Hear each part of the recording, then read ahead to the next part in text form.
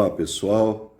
Programa Pro Enem com o professor Acácio e amigos. Estamos iniciando mais um programa desta série fantástica.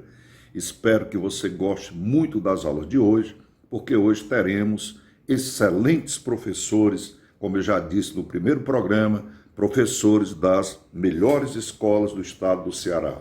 Então estarão desfilando conosco hoje alguns dos melhores professores do estado do Ceará. Boas aulas, prestem atenção, tá? Convoque os seus amigos para que eles possam também ser beneficiados por esse excelente programa. Muito obrigado, um grande abraço e boas aulas.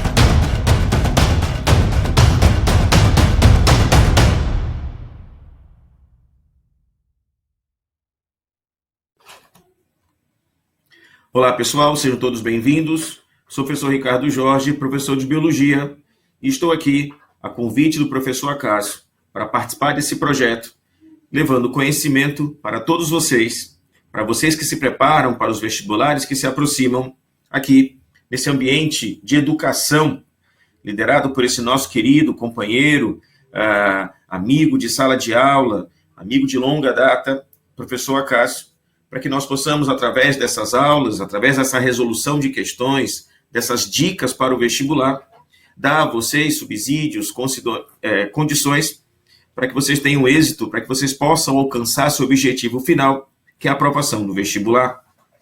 Uma vez que o professor Acácio fez o convite a mim, eu não poderia deixar de recusar esse convite, uma vez que eu tenho um carinho muito grande por ele, e tenho uma parceria de longa data na educação com ele. Eu sei que ele é uma pessoa muito compromissada com a educação, muito compromissada com o futuro e com o desenvolvimento das pessoas. Eu acredito nele e, por isso, estou junto com ele nesse projeto de aulas direcionadas, aulas preparatórias para você que vai fazer o vestibular. Nessa minha aula, eu vou trazer questões que são muito comuns no vestibular, sobretudo nas questões do Enem. O Enem, em suas inúmeras edições, já apresentou questões que tratam sobre esse tema chamado análise de hemogramas. A análise de hemogramas é um assunto dentro daquilo que em biologia chamamos de histologia animal. E, para ser mais preciso, essa histologia animal trata precisamente de tecido sanguíneo. Vocês verão que existem questões do Enem que cobrarão de vocês a necessidade que você compreenda cada um dos componentes sanguíneos, cada um dos elementos figurados que aparecem no sangue, a função de cada um desses elementos figurados e a ausência ou excesso desses elementos figurados causando algum tipo de distúrbio no organismo. É isso que nós veremos aqui.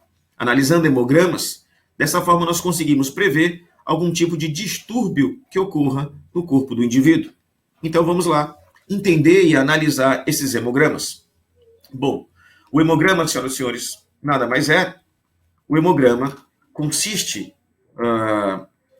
o hemograma nada mais é do que uma análise dos componentes que aparecem no sangue. Quando fazemos um exame, quando é solicitado o hemograma e quando é feita uma análise do hemograma, o que é feito nesse momento é uma contagem dos elementos figurados que aparecem nesse sangue. E os elementos figurados que aparecem nesse sangue são as células que formam esse tecido sanguíneo. Nós temos basicamente formando o tecido sanguíneo 3 conjuntos celulares. Nós temos os glóbulos vermelhos, que são chamados também de hemácias ou eritrócitos. Nós temos os glóbulos brancos, chamados de leucócitos. E nós temos fragmentos de células chamadas megacariócitos, que nós denominamos esses fragmentos de plaquetas. Então, mais uma vez, quando fazemos uma análise de hemograma, nós temos a atenção maior nesses 3 elementos figurados, nesses 3 conjuntos celulares. Os eritrócitos, que são as hemácias ou glóbulos vermelhos, os leucócitos, que são os glóbulos brancos, e as plaquetas, que são fragmentos de megacariócitos. É claro que o seu sangue não é feito apenas dessas células. Existe, além dessas células, um plasma sanguíneo, composto por água, por íons, por proteínas e por inúmeras substâncias que serão transportadas por esse sangue, como glicose, aminoácidos, amônia, gás carbônico, gás oxigênio.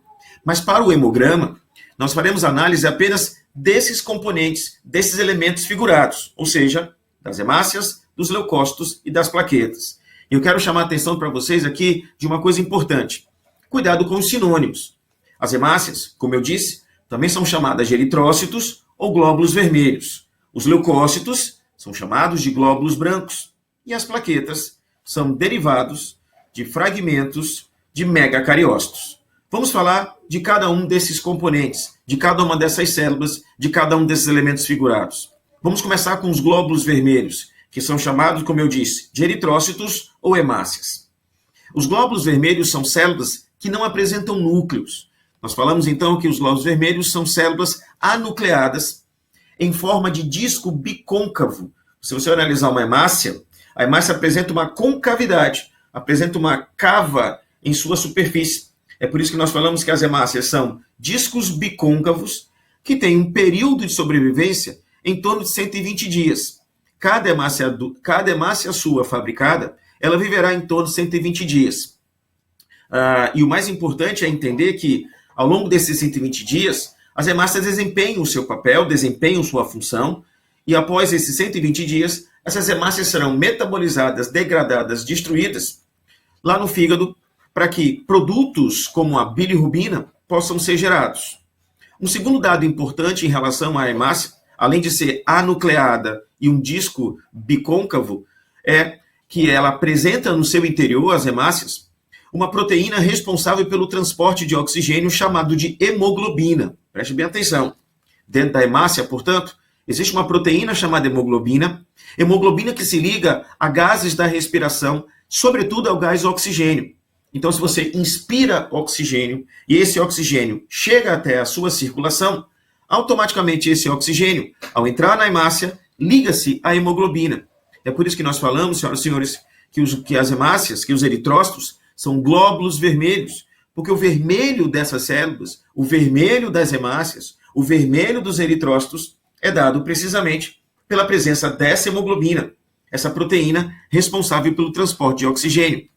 E aí fica fácil entender o seguinte: se o papel da hemácia é ter essa hemoglobina, e essa hemoglobina transporta o oxigênio é fundamental para que nos seus músculos você possa gerar energia, para que você possa, nos seus músculos, através da queima da glicose, na presença do oxigênio, esse oxigênio liberado, ou melhor, esse oxigênio transportado pela hemoglobina, para que você possa, através da queima da glicose, na presença de oxigênio transportado pela hemoglobina, que você possa ter a produção de ATP, que você possa ter a produção de energia.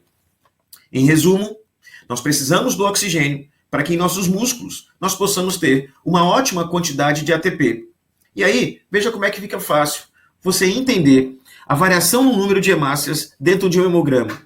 Todas as vezes que nós encontramos um reduzido número de hemácias, nós temos, portanto, uma situação de anemia. Guarde isso. A anemia é toda circunstância em que você tem um reduzido número de hemácias circulantes no indivíduo. E se você tem um reduzido número de hemácias circulantes no indivíduo, certamente você vai ter menos hemoglobina, claro, dentro dessas hemácias, afinal de contas, se não há hemácias, não haverá hemoglobina. Não havendo hemácias, não havendo hemoglobina, não haverá gás oxigênio, e dessa forma você terá uma dificuldade na produção dessa energia. É por isso que nós entendemos que o indivíduo que apresenta uma anemia, e repito, anemia é a baixa quantidade de hemácias, ele apresenta como sinais clínicos o cansaço, a fadiga, a indisposição ao trabalho, o cansaço mesmo sentado, ele tem uma dificuldade respiratória. Diferente da anemia, que é a baixa quantidade de hemácias, e uma dificuldade, portanto, no processo de respiração, uma dificuldade, portanto, no transporte de oxigênio, uma dificuldade, portanto, na geração de energia, há situações em que a pessoa aumenta a produção de hemácias, e nós chamamos essa circunstância de policitemia. A policitemia, portanto, é uma circunstância contrária à anemia, que é o aumento na produção de hemácias. E isso pode acontecer algumas vezes quando você está em elevadas altitudes. Muitas vezes, quando você vai para elevadas altitudes, em alguns dias, você é induzido por uma enzima chamada eritropoetina a aumentar a produção de hemácias. E aí você tem uma situação de policitemia. Então guarde isso. As hemácias são responsáveis pelo transporte de oxigênio, porque dentro das hemácias existe a hemoglobina. E se as hemácias são responsáveis pelo transporte de oxigênio, porque dentro tem hemoglobina, uma redução do número de hemácias, a famosa anemia, levará o indivíduo a menos oxigênio e a ter situações com baixa oferta energética, com cansaço, com dificuldade respiratória, com apatia, com uma indisposição física. Pelo contrário, um aumento nas hemácias é chamado de policitemia, uma elevada quantidade de hemácias que observamos, sobretudo, para aqueles indivíduos que vão para elevadas altitudes. Vamos ver agora o segundo componente, o segundo tipo de célula que aparece em nosso sangue, que são os glóbulos brancos, são os leucócitos. Esses glóbulos brancos e leucócitos são de vários tipos, eu coloquei apenas alguns aqui: neutrófilos, eosinófilos, basófilos, linfócitos, monócitos, os linfócitos T, os linfócitos B. Todos esses glóbulos brancos, chamados de leucócitos, estão relacionados diretamente com a defesa do organismo, com o sistema de defesa do organismo. Seja a resposta imune adaptativa, seja a resposta imune inapta. Qualquer uma das respostas imunes que nós temos em nosso organismo é realizado por esses leucócitos, por esses glóbulos brancos.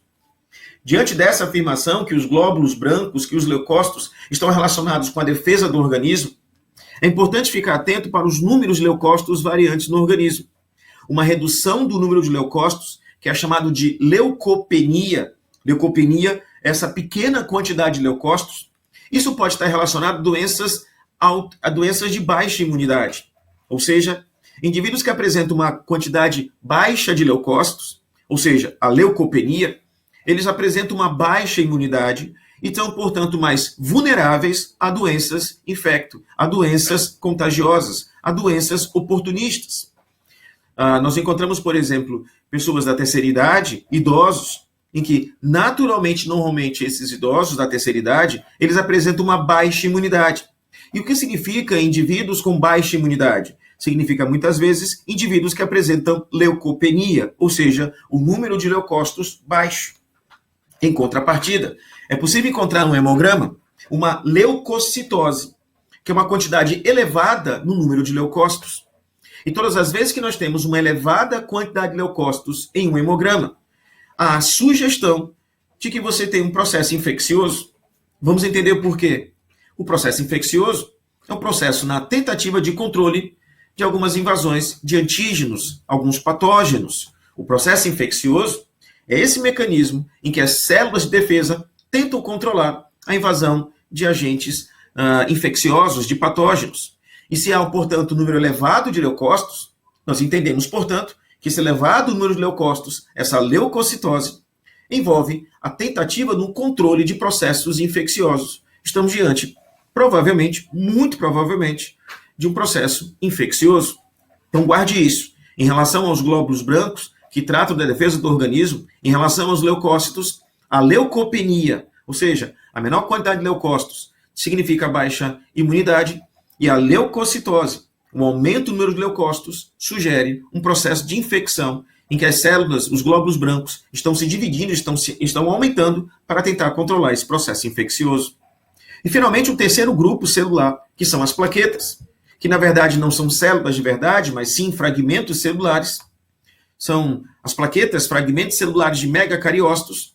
As plaquetas estão diretamente relacionadas ao processo de coagulação. Portanto, as plaquetas, elas agem diretamente controlando os processos de coagulação.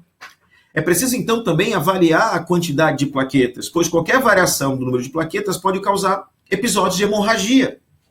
Quando nós temos baixa quantidade de plaquetas, e o termo para isso é trombocitopenia, o que é a baixa quantidade de plaquetas? É quando eu tenho, claro, um nível baixo de plaquetas, uma trombocitopenia, e essa trombocitopenia, esse baixo nível de plaquetas, acaba gerando episódios hemorrágicos. Fica claro a ideia de que, se as plaquetas são responsáveis pela coagulação, o número baixo de plaquetas, uma trombocitopenia, pode ocorrer episódios hemorrágicos. Nós já vimos os 3 grupos celulares, a função de cada um deles e como são chamadas essas variações. Vamos ver como isso é cobrado no Enem. Eu trouxe para vocês uma questão de 2011 do Enem. A questão fala o seguinte: Um paciente deu entrada em um pronto-socorro apresentando os seguintes sintomas: cansaço, dificuldade em respirar e sangramento nasal. Preste bem atenção nos sintomas desse paciente: cansaço, dificuldade em respirar e sangramento nasal. Cansaço, dificuldade em respirar e sangramento nasal. O médico solicitou um hemograma ao paciente para definir um diagnóstico. Os resultados estão dispostos na tabela. Veja que interessante, o hemograma que mostra para a gente as 3 células, ou os 3 elementos figurados que eu anunciei para vocês. Os glóbulos vermelhos, chamados de eritrócitos ou hemácias. Os glóbulos brancos são os leucócitos e as plaquetas. Eu tenho a quantidade normal e eu tenho a quantidade no paciente. Para os glóbulos vermelhos, observem bem a imagem. Para os glóbulos vermelhos, eu percebo que existe no paciente uma quantidade menor de hemácias do que o normal. O normal é 4,8 milhões por milímetro cúbico de sangue, enquanto o paciente apresenta apenas 4 milhões. Então, o paciente tem uma quantidade menor de hemácias. E como é que eu chamo essa quantidade menor de hemácias, pessoal? Anemia. E é por isso que o paciente apresenta cansaço e dificuldade em respirar, porque ele tem pouca quantidade de hemácias, ele está com anemia. Ao mesmo tempo, eu observo que esse paciente ele tem uma baixa quantidade de plaquetas. A quantidade de plaquetas adequadas para a espécie humana é entre 250 mil e 400 mil plaquetas por milímetros cúbicos de sangue. E esse paciente apresenta menos 250 mil, apresenta apenas 200 mil. Então, o paciente que apresenta trombocitopenia, que é uma pequena quantidade de plaquetas. E é graças a essa pequena quantidade de plaquetas, essa trombocitopenia, que tem um episódio de sangramento nasal, porque a baixa quantidade de plaquetas acaba causando o episódio hemorrágico, porque as plaquetas são responsáveis pela coagulação sanguínea e uma redução no número de plaquetas levará certamente a essa hemorragia. Bom, o número de glóbulos brancos, de leucócitos, está adequado. Entre 5 e 10 mil, ele tem 9 mil. Então, ele tem uma quantidade adequada de leucócitos, nem para mais, nem para menos. Vamos à pergunta da questão. Vamos lá, as alternativas aqui. Deixa eu colocar aqui o meu roxinho aqui para cima. E vamos lá. Relacionando os sintomas apresentados pelo paciente com os resultados do seu hemograma, constata-se que: letra A. O sangramento nasal é devido a uma baixa quantidade de plaquetas, que são responsáveis pela coagulação sanguínea. Senhoras e senhores, perfeito. Isso é verdade. Nós vimos que são as plaquetas responsáveis pela coagulação sanguínea. E como há baixa quantidade de plaquetas naquele hemograma, o sangramento nasal está explicado. Por que a letra B está errada? O cansaço ocorreu em função da quantidade de glóbulos brancos que são responsáveis pela coagulação sanguínea. Quem é responsável pela coagulação sanguínea são as plaquetas. Os glóbulos brancos tratam da defesa do organismo. Letra C. A dificuldade respiratória ocorreu da baixa quantidade de glóbulos vermelhos, que são responsáveis pela defesa imunológica. A defesa imunológica são os glóbulos brancos. Os glóbulos vermelhos transportam o oxigênio. Está falsa a letra C. Letra D. O sangramento nasal é decorrente da baixa quantidade de glóbulos brancos. O sangramento nasal é pela falta de plaquetas. Glóbulos brancos é defesa do organismo. E, finalmente, a letra E está falsa. A dificuldade respiratória ocorreu pela quantidade de plaquetas. A dificuldade respiratória foi por conta da anemia. Para finalizar, pessoal, mais uma questão que também é do Enem. E a questão fala o seguinte. Vejam bem. O quadro indica o resultado resumido de um exame de sangue hemograma de uma jovem de 3 anos. Vejam, mais uma vez uma questão do Enem que fala de hemograma. E do mesmo jeito, coloca lá a lista de células, a quantidade normal e os valores de referência. As quantidades do indivíduo, né, as quantidades encontradas e os valores de referência do indivíduo. É sempre assim que nós temos as questões do Enem em se tratando de tecido sanguíneo em análise de hemograma. Aqui nós temos os eritrócitos de mais ou menos 4,63. Esse é o valor encontrado nessa paciente, nessa jovem de 3 anos. Quando eu faço análise do valor de referência, no valor padrão, eu vejo que a quantidade de eritrócitos está adequada. É 4,63, enquanto na jovem, o padrão normal, entre 3,8 e 4,8. Então, essa paciente, esse indivíduo, essa jovem, ela não tem nenhuma alteração no número de hemácias nos eritrócitos, não tem nenhum problema no transporte do seu oxigênio. Vamos ver as plaquetas. Ela tem 87 plaquetas, quando o ideal seria ter entre 150 e 400. Então, estou vendo que essa senhorita tem também uma trombocitopenia, uma quantidade baixa de quê, pessoal? De plaquetas. Isso afeta diretamente o quê? A coagulação. E os leucócitos totais? Ele tem 6,04 e o ideal seria de 4,5 a 11. Então está dentro do adequado, dentro do normal, a quantidade de leucócitos. Então não há nenhuma alteração em relação à resposta imune nem ao processo infeccioso. É assim que você deve fazer uma análise desses hemogramas. Conhecer o papel das células, ter uma ideia da sua quantidade, para cima e para mais ou para menos, entender o que pode gerar e correr para a resposta. Vamos lá. O que faz a pergunta? Qual é a pergunta para a gente? Com base nesses resultados, qual a alteração fisiológica que a jovem apresenta? Nós vimos que a alteração que a jovem apresentava no hemograma era o número de plaquetas. Ela tinha baixa quantidade de plaquetas, tinha trombocitopenia. E a trombocitopenia, não há dúvida, desenvolve dificuldade na coagulação sanguínea. Se ela tivesse anemia, ela certamente teria uma dificuldade no transporte de oxigênio, seriam poucas hemácias. Se ela tivesse leucopenia, ela teria uma baixa quantidade de glóbulos brancos, teria uma dificuldade na resposta imunológica. Então é sempre bom que você tenha em mente o papel de cada uma dessas células, entender se a variação para mais ou para menos, que alteração fisiológica causa no indivíduo, porque no Enem nós temos costumeiramente questões que tratam sobre isso. Está claro? Espero que vocês tenham entendido, espero que vocês tenham aprendido isso. Isso é uma questão que, como eu disse, como vocês viram, costuma cair na prova. É dessa forma que cai. É assim que vocês irão aprender, é assim que vocês irão encontrar na prova. E eu tenho certeza que é assim, dessa forma vocês irão acertar. Eu queria aqui estender um abraço grande ao meu querido amigo, professor Acácio, e dizer a você, meu amigo, que nós estamos juntos. Pode contar comigo nessa trajetória. Vamos levar esses meninos para a universidade. Tá bom assim? Um grande abraço. Até a próxima, pessoal.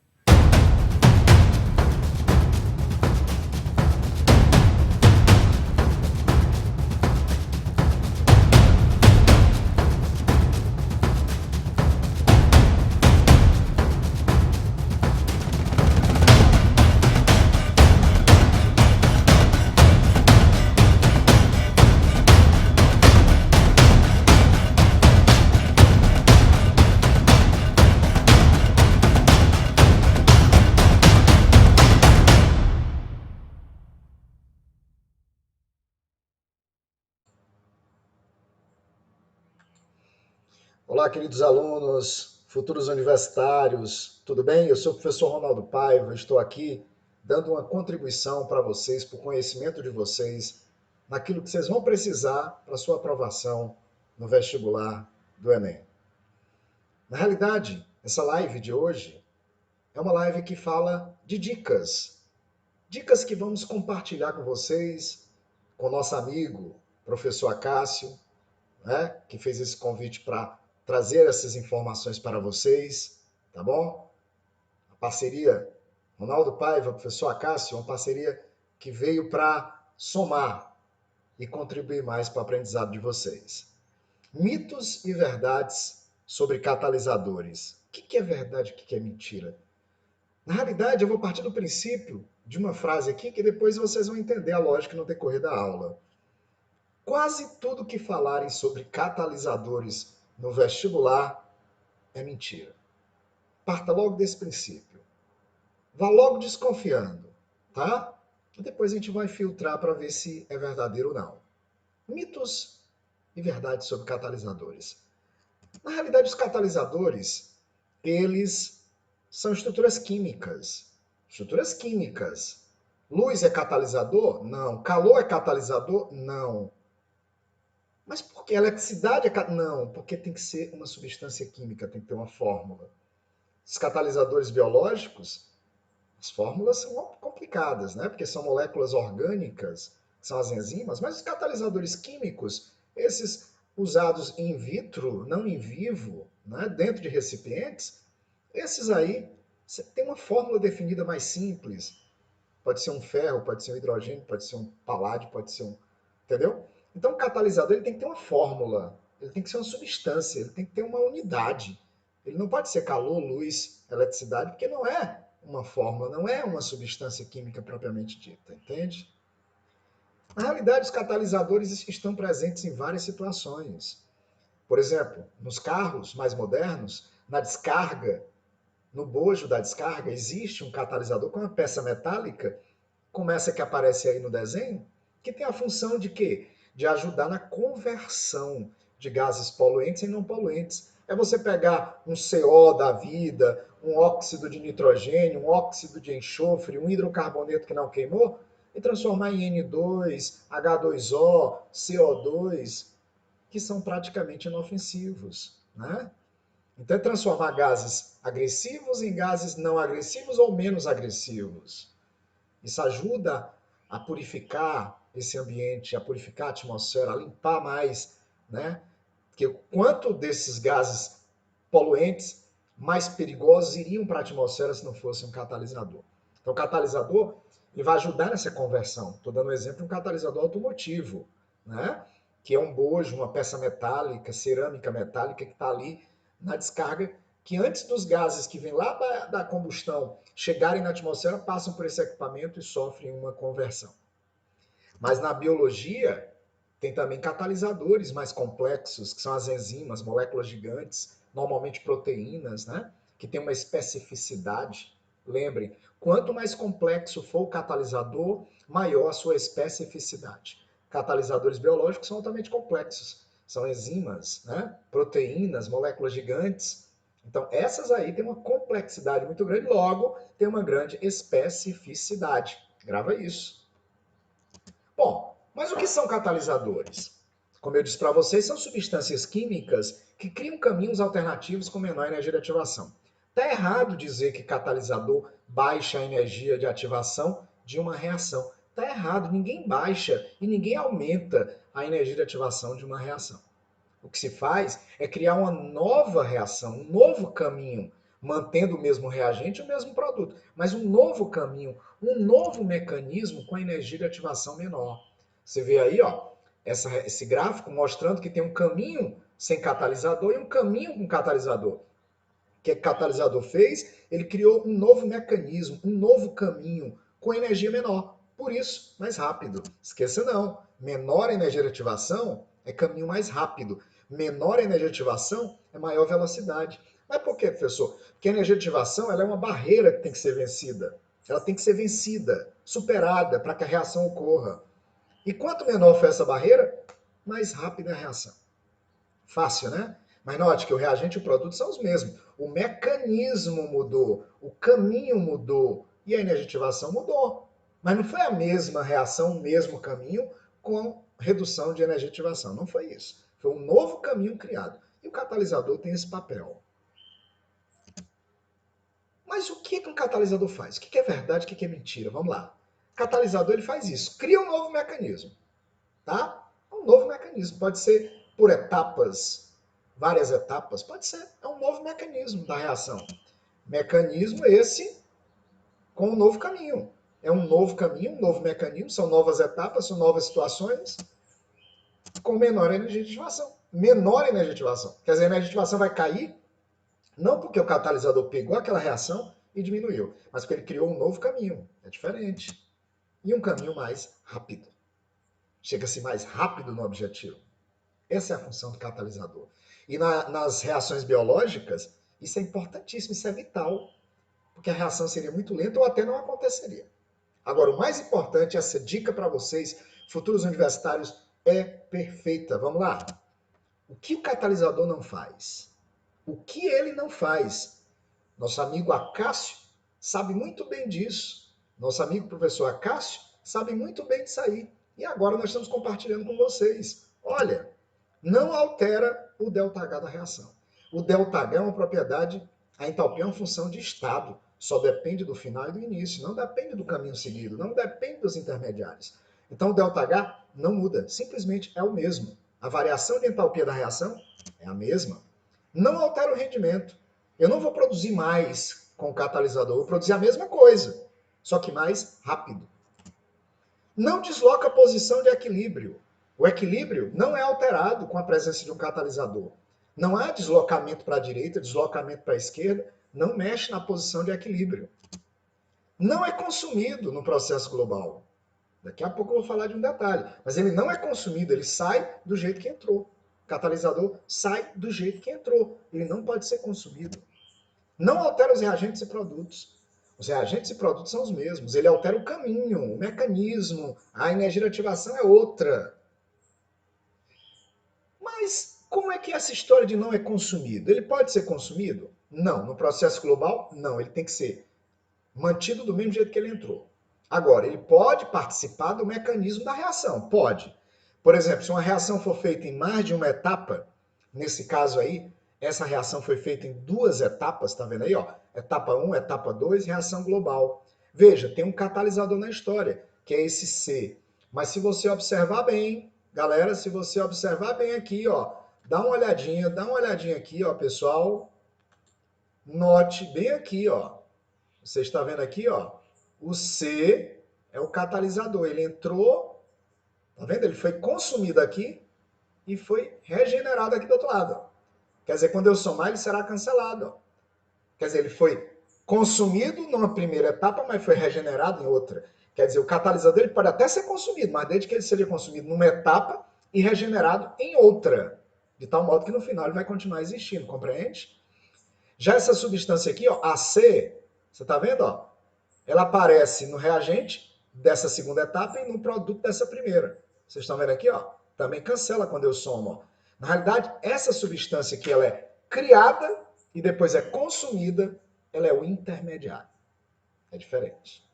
Então, intermediário desaparece. É criado e depois consumido. Catalisador não, ele pode até ser consumido numa etapa, desde que ele seja regenerado em outra, de tal forma que no final ele continua existindo do mesmo jeito que ele entrou. Compreende? Tá aí o gráficozinho mostrando a reação feita em 2 etapas, ó. Vocês estão vendo aqui, ó, primeira etapa, segunda etapa, esse gráfico de azul. Quer dizer, a primeira etapa é essa daqui que tem maior energia de ativação e a segunda etapa é a que tem menor energia de ativação. Quem tem maior energia de ativação é mais lenta. Quem tem menor energia de ativação é mais rápida. A vermelha aqui é sem o catalisador e a de azul é com o catalisador. Tá vendo? O catalisador ele pode até participar da reação, mas ele entra como reagente numa primeira etapa e sai como produto na segunda. Entende? Então, mitos e verdades sobre catalisadores. Essa é a nossa primeira contribuição para vocês, essas dicas maravilhosas aí para o seu vestibular, para o seu resultado ser o melhor possível. Na verdade, isso? Então, queria desejar a vocês muita paz, tudo de bom e até a próxima. Tchau, galera!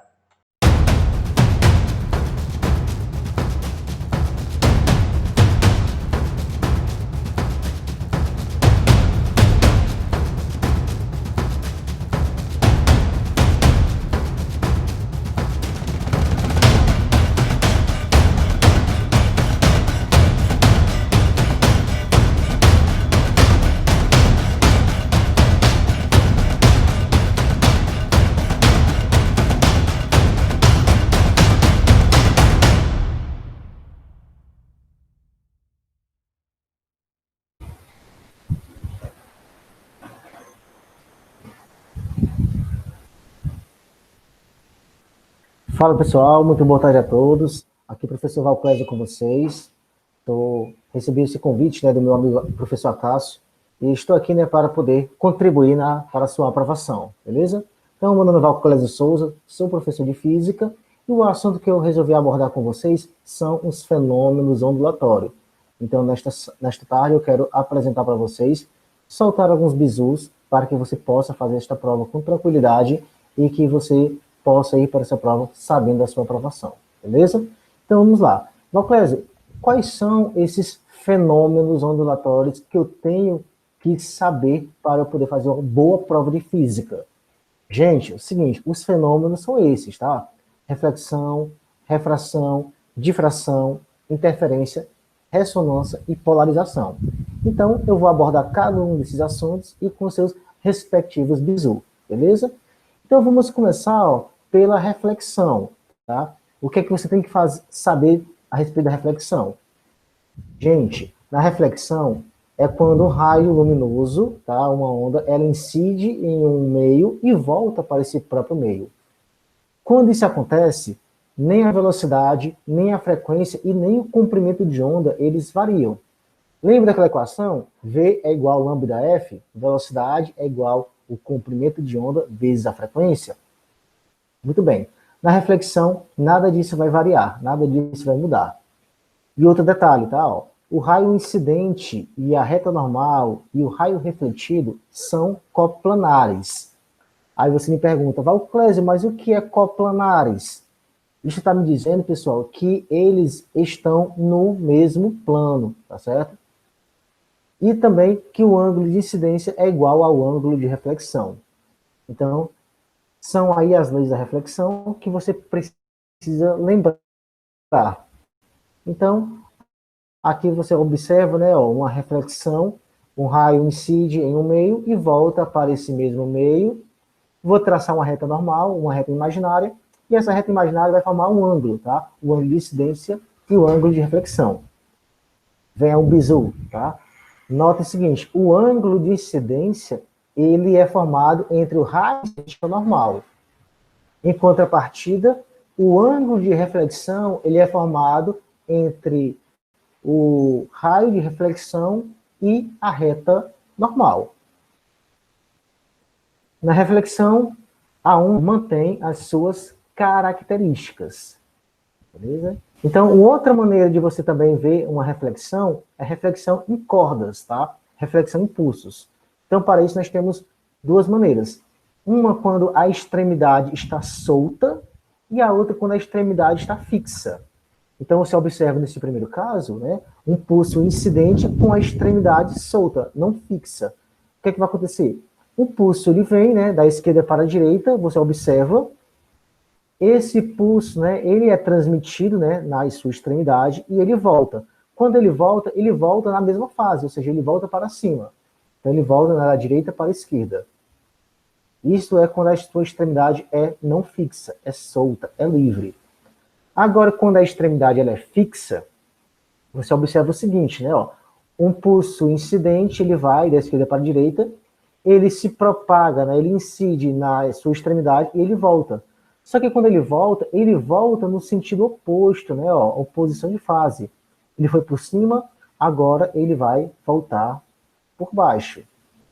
Então, aí você observa, tá, a simulação, como é que isso acontece.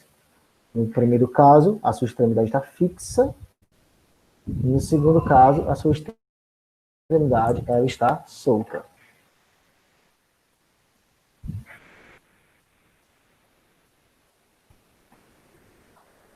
Então, agora iremos passar para a refração. Perceberam o que eu falei? Vamos passar para a refração. Tá? Então, foi um bizu que eu falei. A diferença da reflexão para a refração é que a reflexão ela volta para o seu mesmo meio. A refração não, ela atravessa. Então, você observa uma onda luminosa partindo, né, desse ponto O, incide, né, em um meio, né, uma separação de meio 1 para o meio 2, e ela atravessa. Quando ela atravessa, pessoal, ela sofre um desvio. E aí isso é a refração. Claro que todo mundo já deve ter percebido, né, quando você coloca um copo com água, né, e um lápis, né, dentro desse copo com água, você observa que esse lápis está meio que torto. Por que isso acontece? É por causa do fenômeno da refração, certo? Então, o que é que acontece?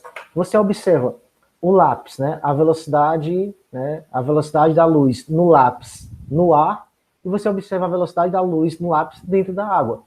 Em meios diferentes, velocidade diferente. Detalhe, a velocidade da luz no ar é maior do que a velocidade da luz na água. Beleza? Por isso que você tem esta percepção de torto ou de quebrado. O mesmo também acontece quando você está dentro de uma piscina, você olha para o seu corpo, e o seu corpo está tipo que deformado. Tá? Quando você compra um óculos, a primeira vez que você utiliza um óculos, você tem uma sensação de que os objetos estão tortos, você vê um buraco, né, mais do que ele é realmente, então, por causa dessa percepção da refração. Então, vamos lá. O que é que eu preciso saber, Valclésio, na refração para poder fazer essa prova? Gente, a velocidade e o comprimento de onda, eles vão variar, mas a frequência não. A frequência vai permanecer constante, tá certo? Então, a velocidade varia, o comprimento também, mas a frequência permanece a mesma, tá? O raio incidente anormal e o raio refratado são coplanares, ou seja, vão estar no mesmo plano. E a onda sofre reflexão segundo a lei de Snell. Qual coisa? Eu não lembro, né, a lei de Snell. A lei de Snell diz que seno 1 dividido, o seno de incidência dividido pelo seno refratado é igual à velocidade inicial dividido pela velocidade final. Né? Então, a gente observa um outro exemplo da refração, ondas na superfície de um líquido. Quando a onda passa de uma região mais rasa, a sua velocidade diminui, diminuindo também o seu comprimento de onda.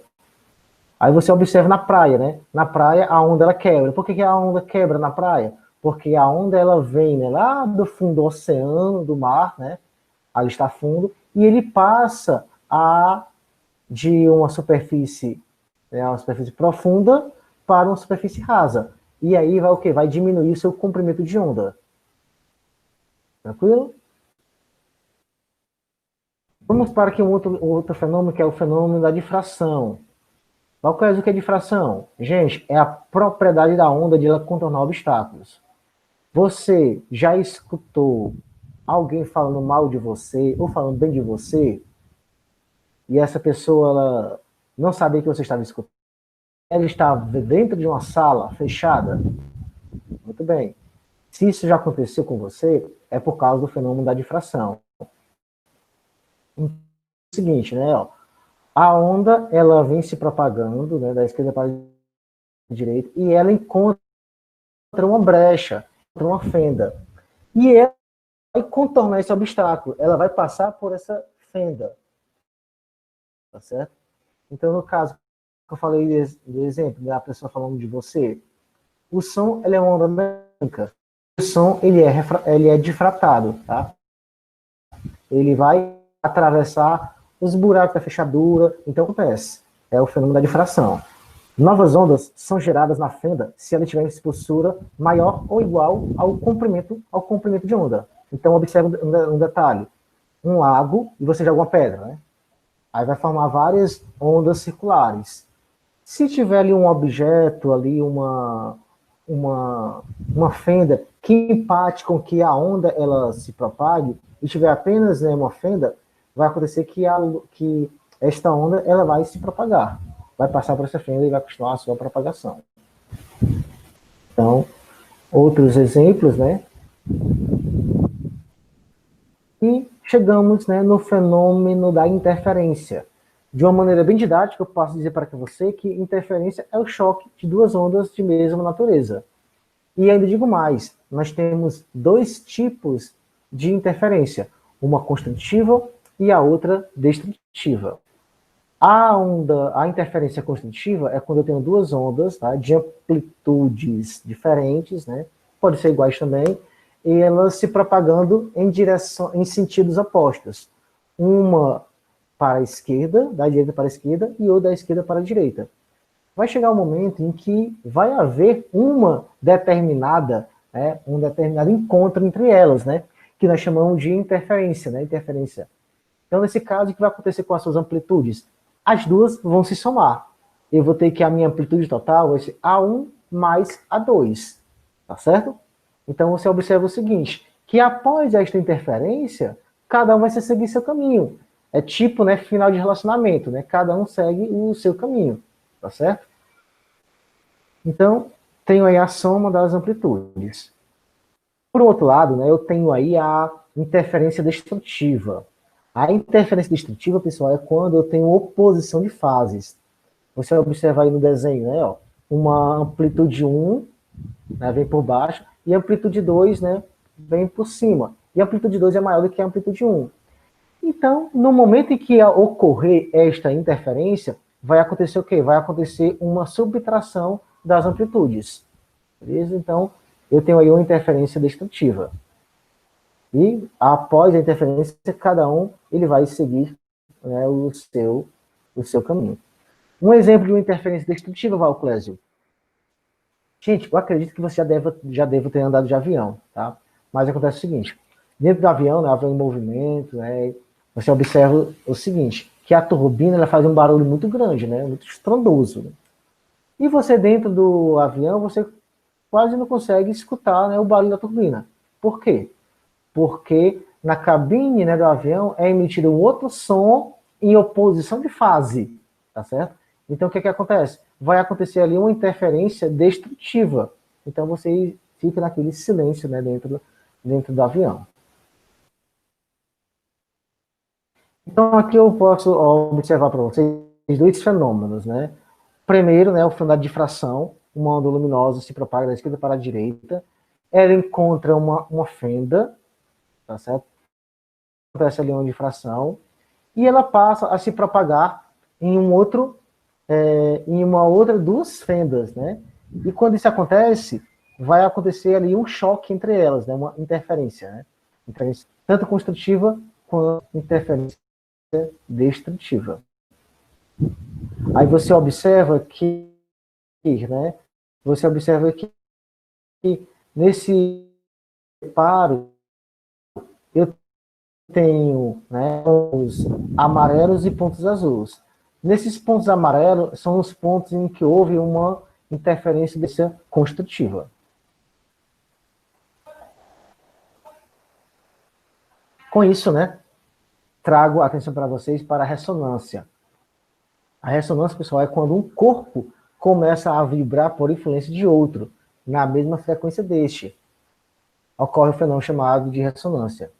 Por exemplo, podemos citar o vidro de uma janela que se quebra ao entrar em ressonância com as ondas sonoras produzidas por um avião a jato. E não somente isso, tá? Se você já leu a Bíblia, né, tem uma passagem lá em que a Josué, eles, juntamente com alguns servos, né, eles soltaram umas trombetas, umas buzinas e derrubaram a muralha de Jericó. Tá? O que foi que aconteceu? Esses sons, né, tanto da turbina, né, da buzina, das flautas, enfim, dos gritos, entraram em ressonância, né, com as paredes, né, da muralha de Jericó, né, e ela veio abaixo. Tem pessoas, só para você ter ideia, que conseguem quebrar uma taça de vidro, né, taça de cristal, só com um grito. Isto é possível, Cláudio? Você entrando em ressonância. Beleza? Então, temos alguns exemplos de ressonância, né, ressonância magnética, alguns instrumentos musicais, né? Algumas pessoas conseguem quebrar os cristais. Uma ponte conhecida ponte de Tacoma, né? Ela entrou em ressonância com o vento e ela foi destruída, ela caiu. Claro que hoje não acontece mais isso porque os engenheiros já levam em consideração a resistência do ar. Beleza? Então, gente, para concluir, né, eu trago aqui a polarização. Polarização nada mais é do que um filtro, e esta polarização só acontece com ondas transversais. Então, eu espero que você lembre, né, do conceito de ondas longitudinais e ondas transversais. A luz, ela pode ser polarizada, já o som, não. Tá? Então, polarizador é uma espécie de um filtro. Então, eu lanço aí um pulso, né, ó, de uma onda na vertical, e o meu polarizador, ele passa a se propagar, né? Meu pulso se propagar. Só que se o meu pulso for na horizontal e o meu polarizador for na vertical, não vai ser transmitido o pulso. Tá? Exemplo que eu tenho dessa luz, né? Esses traços aí é como se fosse a luz, né? Dois feixes de luz sendo polarizado. No primeiro desenho, na parte de cima, eu tenho, né? Eu tenho um polarizador na direção vertical, e você observa que ele só deixa passar, né, os fótons, os pacotes de luz, né, os raios de luz na direção vertical. Ok. Só que no segundo exemplo, não. No exemplo de baixo, eu tenho aí, né, ó, polarizador tanto na vertical, né, eu tenho um polarizador na vertical, aí o feixe de luz vem, incide, ele polariza, atravessa somente, né, os feixes de luz na direção vertical, e eu tenho outro polarizador na direção horizontal. Agora, né, não acontece mais nada, né? A luz não atravessa, né? Não há luz. Por quê? Porque ela foi polarizada. Exemplo, tá aqui, ó, dois óculos. Aqui vemos a luz sendo polarizada através de dois óculos escuros. Então, no primeiro caso, a luz foi polarizada, e no segundo também. No entanto, eu não consigo enxergar o que está atrás, né, do outro óculos, né? Então, aqui, né, não é propaganda, tá, pessoal? É apenas, né, mostrar para vocês a diferença de uma lente polarizada para uma lente não polarizada. Beleza? Lentes comuns e as lentes polarizadas. Beleza? Então, gente, aqui eu concluo, tá certo? Eu agradeço demais, né, a atenção de todos, tá certo? Agradeço também, né, o convite, né, do professor Acácio, né, por ter convidado, né, para poder contribuir com vocês, né, para a sua aprovação, tá certo? Desejo muito sucesso a todos. Meu nome é Valclésio Souza, me siga lá nas redes sociais, no Instagram, pois lá eu dou várias dicas para você ter uma aprovação, tá? Alguns bizus de física também. Beleza? Forte abraço e tamo junto.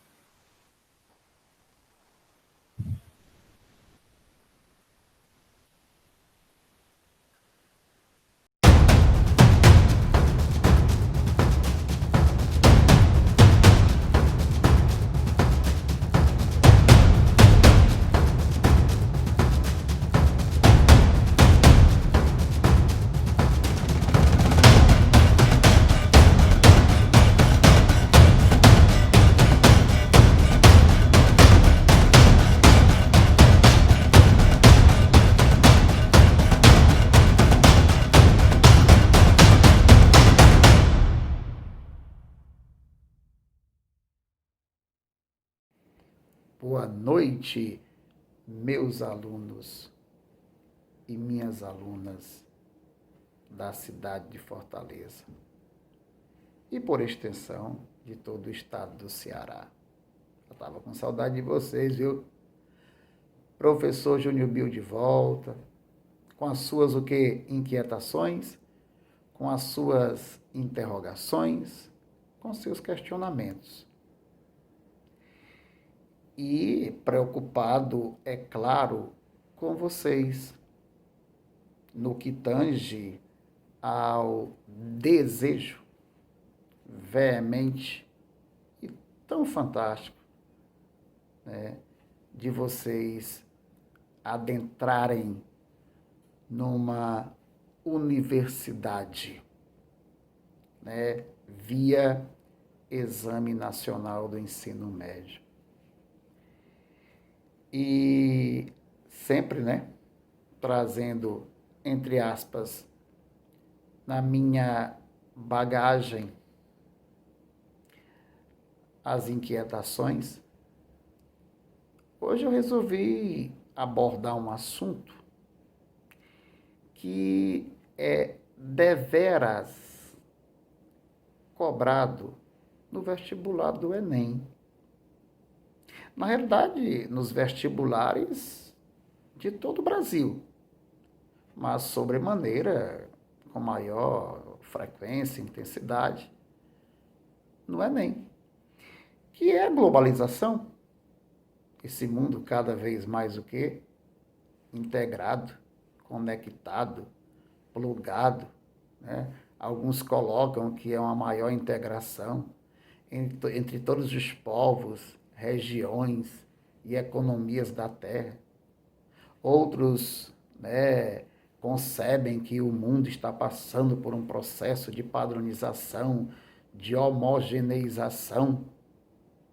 O grandíssimo, fantástico geógrafo David Harvey, britânico, né, já colocara, já preconizou bastante, né, de que o espaço geográfico ele vem sendo tragado pelo tempo, né, em razão dos grandes avanços, né, pelos quais, né, o sistema de transportes e de telecomunicações passaram e continuam passando, né?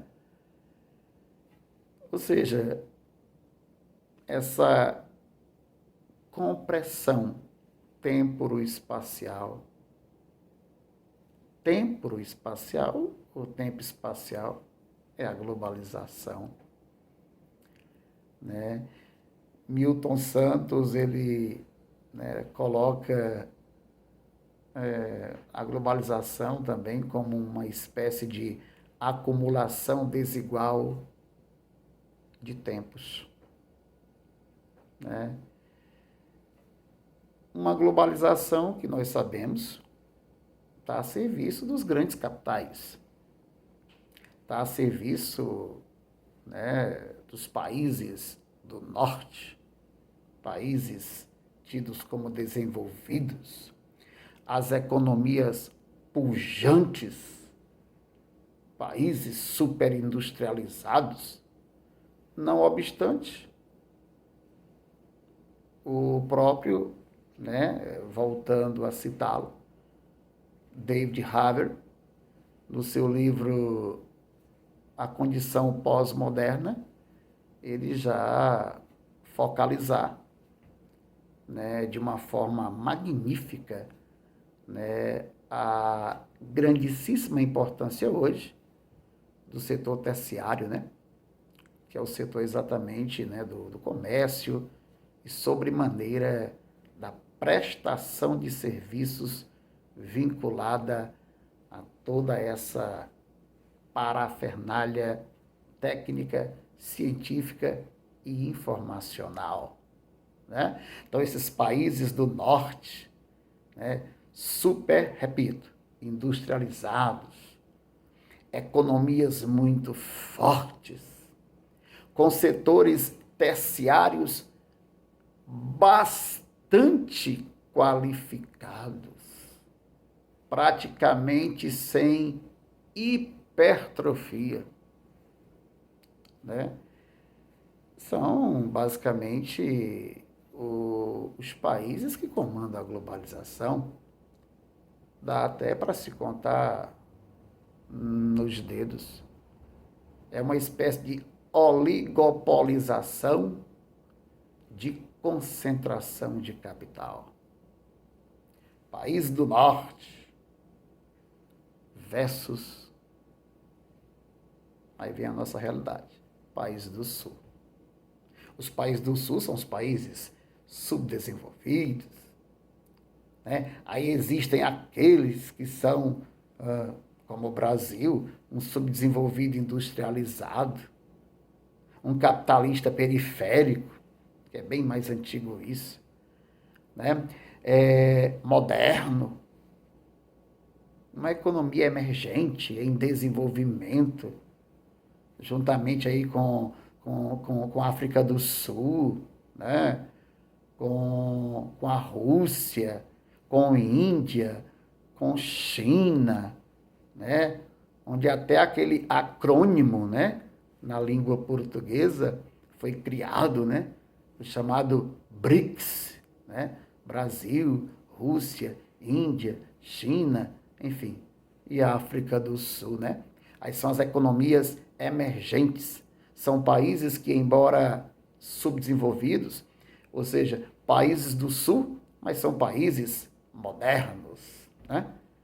Aí, se tu tem um país pobre, um país do Sul moderno, então, o que nos resta é fazer uma compartimentação amplamente detalhada, o que não vem ao caso agora, daqueles países que são subdesenvolvidos e muito pobres. Aí tem pobreza da pobreza, periferia da periferia, aí tem semiperiférico. É uma verdadeira, digamos assim, balbúrdia de acepções. O certo é que a maior parte da humanidade, a maior parte da população mundial, habita os países do Sul, onde nesses países do Sul, os espaços opacos, tão brilhantemente descobertos via pesquisas, estudos, ou seja, academia, cultura, algo que me emociona. Milton Santos cria espaços opacos, espaços onde a infraestrutura, onde a logística que fomenta esse meio técnico, científico e informacional, que inicialmente tal expressão foi criada por Max Sori, e Milton Santos apenas a aprimorou e a espraiou cada vez mais. Nesses espaços opacos, onde nele estamos, a infraestrutura é débil. Débil. E quando eu falo em infraestrutura débil, é aquela infraestrutura que há muito ela dista da realidade dos países do norte, dos países ricos, industrializados, superindustrializados, com industrialização o quê? Completa, de terciários o quê? Qualificados. Então, essa segregação socioeconômica é crudelíssima. Uma globalização perversa, uma globalização desumana, uma globalização desigual, uma globalização excludente. E aí Milton Santos, tão brilhantemente, e aí eu me empolgo, mesmo neste horário, Milton Santos não ficou apenas nessa, sabe, compartimentação de países do norte, espaços luminosos em grandíssima quantidade, frequência, e países do sul com espaços opacos em grandíssima quantidade. Não, ele foi mais além. Ele trabalhou como ninguém a questão do chamado lugar, que é um dos principais, tá? Um dos principais elementos, tá? Que compõem o espaço geográfico. O lugar da identificação, da afetividade, do sentimento, do pertencimento, da identidade. Tá? E esse lugar também compartimentado em espaços luminosos para uma minoria da população que desfruta do bom e do melhor, e espaços opacos, escuros, de uma população praticamente desprovida de tudo. Um beijo no coração de vocês. Aqui foi só um preâmbulo de novas conversas, novos comentários, novas dialéticas, materialismo histórico, luta de classes, marxismo, sim. Mas, não devemos mudar o nome do sistema socioeconômico, não. Pode continuar sendo capitalismo. Temos que mudar a sua estrutura podre, perversa, desumana, desigual. Um beijo no coração de vocês. Que Deus vos abençoe. E que vocês consigam pleitear e, é claro, concretizarem o sonho de vocês adentrando na universidade, no locus do conhecimento, porque o nosso país precisa de conhecimento. Ao invés de estarmos exportando commodities, deveríamos estar exportando o quê? Ciência, informação. Porque quem detém o conhecimento e a informação comanda o mundo. Milton Santos. Um beijo.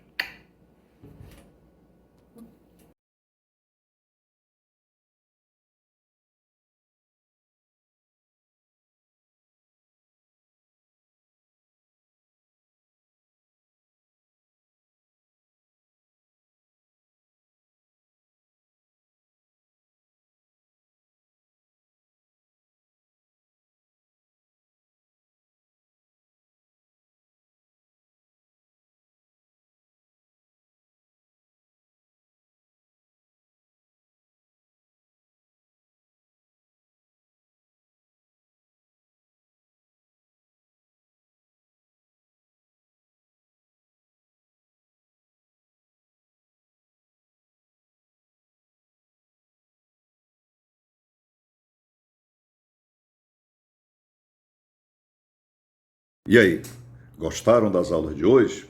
Pois bem, se você gostou, então peço a vocês que avisem aos amigos de vocês, tá certo? Parabenize os professores, tá? E aguardem, porque sábado que vem tem mais aulas com excelentes professores, excelentes assuntos, tá certo? Uma programação fantástica para que você possa fazer suas provas bem feitas e possa ir para o Enem com aquela tranquilidade, tá? Um grande abraço, pessoal, e até a próxima semana. Valeu, pessoal!